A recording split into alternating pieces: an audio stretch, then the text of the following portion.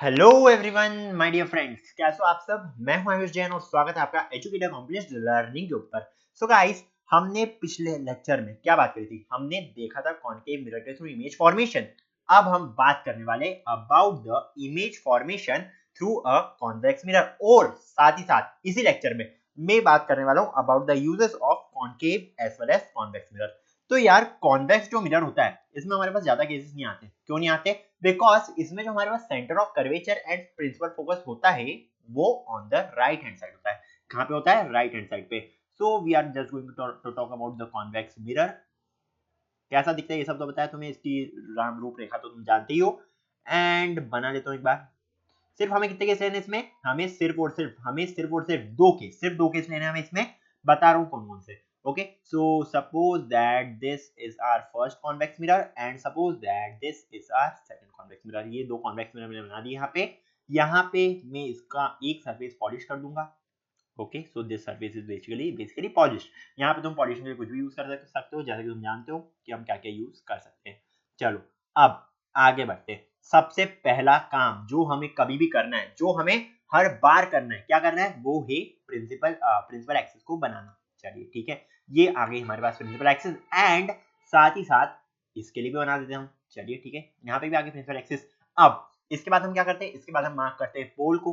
तो मान लो यहाँ पे कहीं पोल है हमारे पास, एंड जो इसके लिए centre of curvature and focus होने वाला है वो on the right hand side होने वाला है। Okay, so this is basically the principal focus and this is basically the centre of curvature. Similarly अगर मैं इसके लिए मार्क करूं तो ये क्या आ रहा है हमारे पास? This is basically the principal focus and this is basically the centre of curvature. बस दो ही केस लेना हमें, ठीक है। तो जो हम फर्स्ट केस लेने वाले हैं, फर्स्ट केस बताओ कौन सा है? फर्स्ट केस ऐसा केस है जिसमें मैं लिख रहा हूं कहीं भी, मतलब कि आप आप क्या करोगे? ऑब्जेक्ट को कहीं भी रख सकते हो, ठीक है। तो यहाँ पे मैं लिख देता हूं ऑब्जेक्ट कहीं भी, OBJECT, ऑब्जेक्ट इज प्लेस्ड कहीं भी, ठीक है। कहीं पे भी प्लेस्ड है, ठीक है। कितना अच्छा वर्ड है ना, कहीं भी। चलो ठीक है, कहीं भी। अब देखो, मान लो हमारा ऑब्जेक्ट कहीं भी, तो कहीं कहीं ना कहीं तो मार्क करना पड़ेगा ना हमें। तो मान लो हमारा ऑब्जेक्ट जो प्लेस्ड है वो कुछ इस टाइप से प्रेजेंट है। Okay, this is the object. Object का नामकरण क्या है? ऑब्जेक्ट का नामकरण आ रहा है हमारे पास AB। AB क्यों रखा है? Because AB is my friend. Yes, very good. अब देखो आगे क्या हो रहा है। सबसे पहले जो हम सबसे फर्स्ट वाली रे पास करेंगे वो कैसी पास करेंगे? सबसे पहली जो रे पास होगी वो पास होगी parallel to the principal axis, कुछ इस टाइप से, ठीक है। So this ray is basically parallel to the principal axis. Parallel है, इसी कारण कहां पे जाएगी? ये पास होगी थ्रू द फोकस। कैसे पास होगी? ये रे ऑफ लाइट पास होने वाली, या फिर ये रे हमारी पास होगी थ्रू द फोकस। चलिए ठीक है, फोकस के थ्रू हमने ये पास कर दी।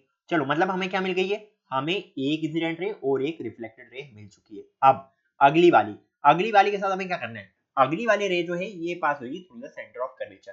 तो यार बिना कुछ सोचे इसे पास कर दो सेंटर ऑफ कर्वेचर के थ्रू। यहाँ से हमारा ऑब्जेक्ट है तो यहाँ से ये पास हो रही है हमारी सेंटर ऑफ कर्वेचर के थ्रू। एंड हम आसानी से देख पा रहे क्या? कि ये मीट करेंगे यहाँ पे between the pole and focus, ठीक है। पोल और फोकस के बीच में इन दो रेस का हमें कहीं ना कहीं इंटरसेक्शन पॉइंट मिल रहा है। ओके, सो सपोज करो कि ये हमारे पास क्या आ रही है? सपोज क्या करना, मिल ही रहा है इधर। Okay, so this thing which is being form is basically your image. Principal axis के नीचे बन गई, तो इसको इरेज करो मैं थोड़ा सा, ताकि कुछ कंफ्यूजन ना रह पाए। Okay, so just erase it. अब यार देख सकते हो तुम आसानी से इमेज की प्रॉपर्टीज तुम्हें आसानी से समझ में आ रही है। क्या है इमेज की प्रॉपर्टीज? इमेज जो फॉर्म हो रही है वो between the pole and the focus form हो रही है। इमेज का साइज कैसा हो रहा है? डिमिनिश, बहुत ही छोटा साइज हो रहा है इसके इमेज का। साथ ही साथ ये जो इमेज की फॉर्मेशन हो रही है, ये कैसी इमेज की फॉर्मेशन हो रही है? एक वर्चुअल एंड इरेक्ट इमेज की फॉर्मेशन हो रही है। मान लो इमेज का नाम क्या आ रहा है हमारे पास? इमेज का नाम आ रहा है हमारे पास A dash and B dash, ठीक है। A डैश B डैश हमारे पास इमेज का नाम आ गया है।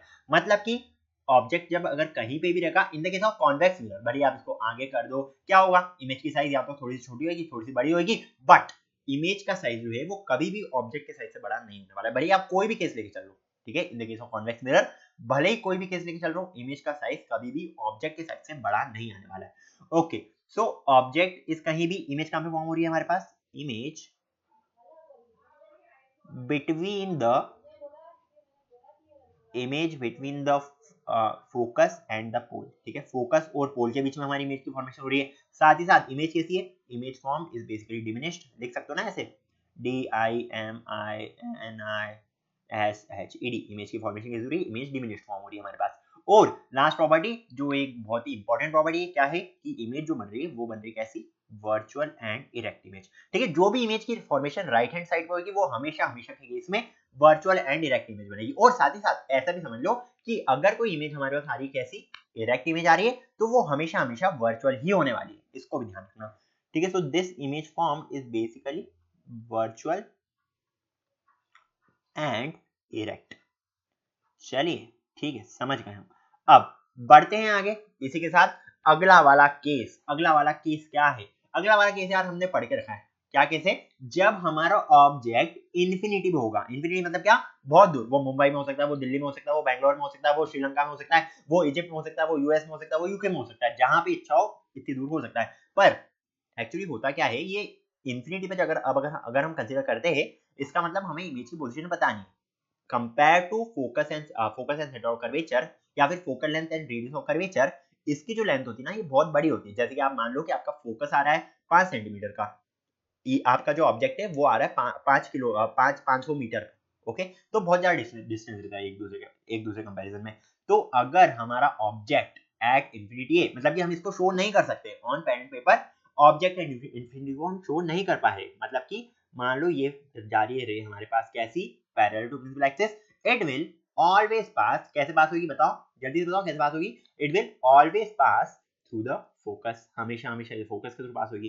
तो चलो इस रे को मैंने पास कर लिया फोकस के थ्रू। अब जो अगली वाली रे आ रही है हमारे पास, वो कहां से पास करेंगे हम, अगली वाली रे। देखो यार, इसका कोई मीटिंग पॉइंट तो हमें दिख नहीं रहा है, ना ही मैं कहीं पे बोल रहा हूँ कि ऑब्जेक्ट हमारे पास ए भी आ रहा है ना, कुछ भी नहीं है। ऑब्जेक्ट कहाँ पे प्लेस्ड है हमें ये भी नहीं पता है, तो हम एक और रे पास करेंगे, कैसे, एक और रे पास करेंगे हम पैरेलल टू प्रिंसिपल एक्सिस, कहीं और से ले लो, बट ये हमेशा हमेशा पैरेलल रहेगी टू द प्रिंसिपल एक्सिस। अब इसके कारण क्या होगा, इसके कारण जो हमें इमेज मिलने वाली है, जो हमें इमेज मिलने वाली वो कैसे पास होगी, अगर हम रे ऑफ लाइट को पास करेंगे parallel to principal axis, it will always pass through the focus. ठीक है, ये हमेशा हमेशा फोकस के थ्रू ही पास होगी, मतलब कि ये क्या आ रही थी हमारे पास, दिस वाज बेसिकली और इंसिडेंट रे। ओके, ये भी इंसिडेंट रे थी, एंड ये आ गई हमारे पास रिफ्लेक्टेड रे। अब इमेज की फॉर्मेशन कहां पे हो रही है, देख सकते हैं हम, आसानी से देख सकते हैं, इमेज की फॉर्मेशन हो रही है एट फोकस। ठीक है, तो पहले तो मैं ये सेकंड वाला पॉइंट लिख देता हूँ, क्या कि ऑब्जेक्ट एट इंफिनिटी। ठीक है, कौन सा केस ले रहे हैं हम ले रहे हैं ऑब्जेक्ट एट इंफिनिटी वाला केस। ओके, समझ में आया। अब इमेज की प्रॉपर्टीज बताओ कुछ, इमेज फॉर्म्ड एट फोकस। ठीक है, इमेज कहां बन रही है, इमेज एट फोकस बन रही है। ठीक है, और क्या है, इमेज छोटी बन रही है क्या, अरे छोटी नहीं आ रही है, तो बहुत छोटी बन रही है। ठीक है, ये तो मतलब पॉइंट साइज की इमेज बन रही है, तो मैं क्या बोल सकता हूँ, इमेज इज हाईली डिमिनिश्ड। ठीक है, highly HIGHLY, highly diminished. Okay, and साथ ही साथ ये इमेज कैसी है, इमेज बन रही है on the right hand side, मतलब कि ये इमेज जो बन रही है वो है वर्चुअल एंड इरेक्ट इमेज। ठीक है, कैसी इमेज है ये आ रही है हमारे पास एक वर्चुअल एंड इरेक्ट इमेज। ठीक है, सारे के सारे पॉइंट्स क्लियर है। अब एक बार जल्दी से रे डायग्राम्स को देख लो, किसके लिए, कॉनकेव और कॉन्वेक्स मिरर, दोनों के दोनों बना कर रखे मैंने, और सारे के सारे केसेस में यहाँ पे डिस्कस करके रखे।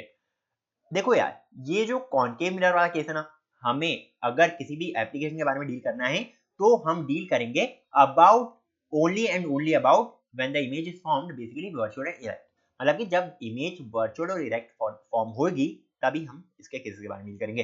कौन सा वाला केस है, यस, सिक्स वाला केस, इसमें ही सिर्फ इसी केस में इमेज की फॉर्मेशन हो रही है वर्चुअल एंड इरेक्ट इमेज। ठीक है, और साथ ही साथ इन the case of concave mirror हमको जो इमेज मिल रही है वो मैग्नीफाइड मिल रही है। कैसे मिल रही है इमेज कॉनकेव मिरर के केस में जब ऑब्जेक्ट हमारा पोल और फोकस के बीच में प्रेजेंट है, तो हमें एक वर्चुअल एंड इरेक्ट इमेज मिलेगी, और साथ ही साथ इमेज होगी वो मैग्नीफाइड होगी। मतलब कि कॉनकेव मिरर का काम क्या रहता है, इमेज का मैग्नीफिकेशन करवाना।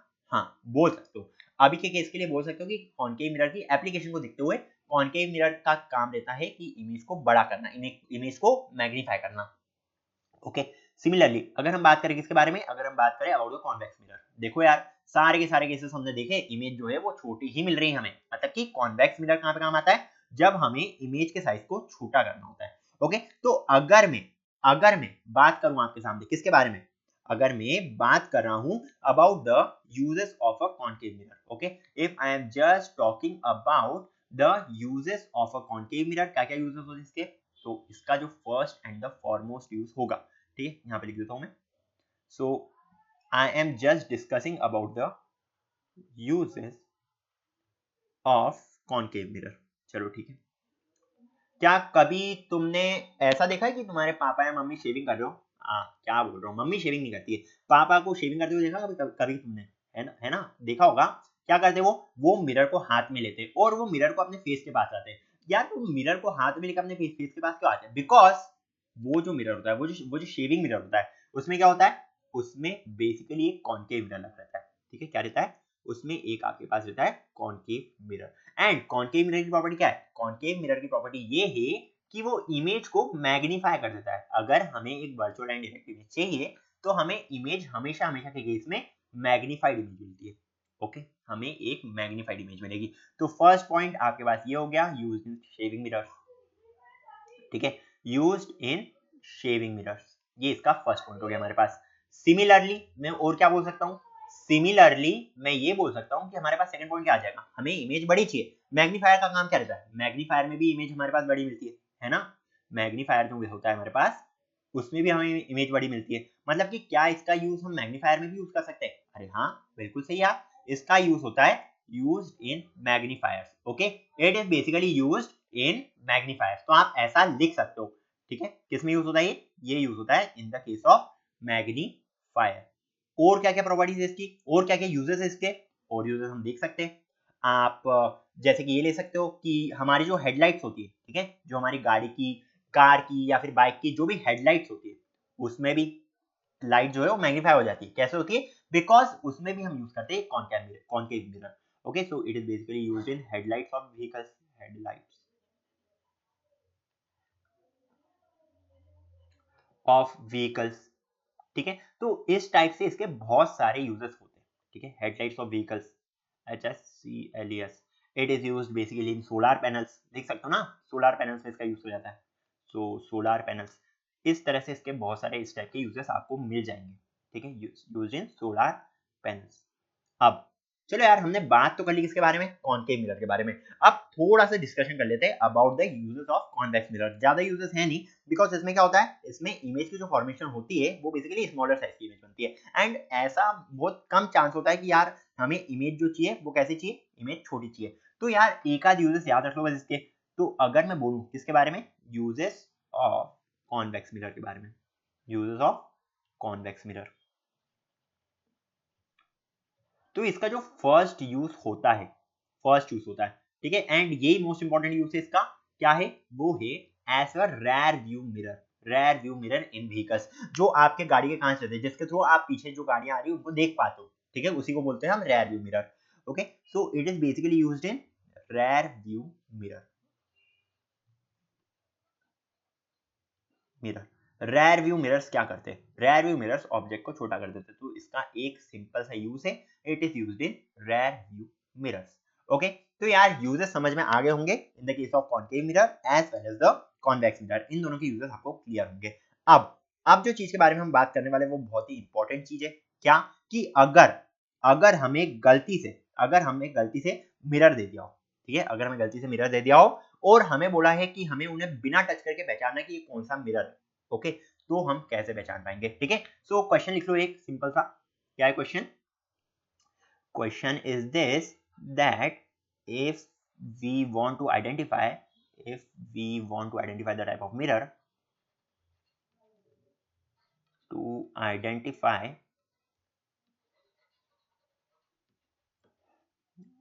the mirror without touching it, तो कैसे करोगे, आइडेंटिफाई द मिरर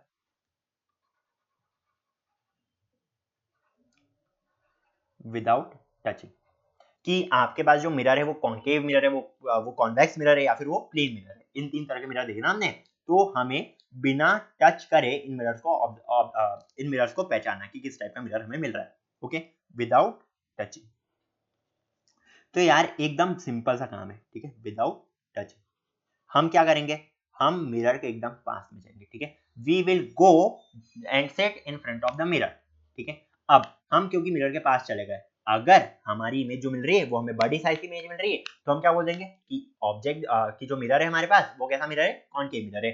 अगर हमारी इमेज हमें छोटे साइज की मिल रही है तो हम क्या बोलेंगे, वो मिरर जो है हमारे पास वो एक कॉन्वेक्स मिरर है आपके पास। ओके, एंड अगर इमेज में कोई भी मैग्निफिकेशन नहीं आ रहा है, ठीक है, अगर इमेज में कोई भी मैग्निफिकेशन नहीं आ रहा है तो हम क्या बोलेंगे, हम ये बोल सकते हैं कि जो मिरर है हमारे पास वो एक प्लेन मिरर है।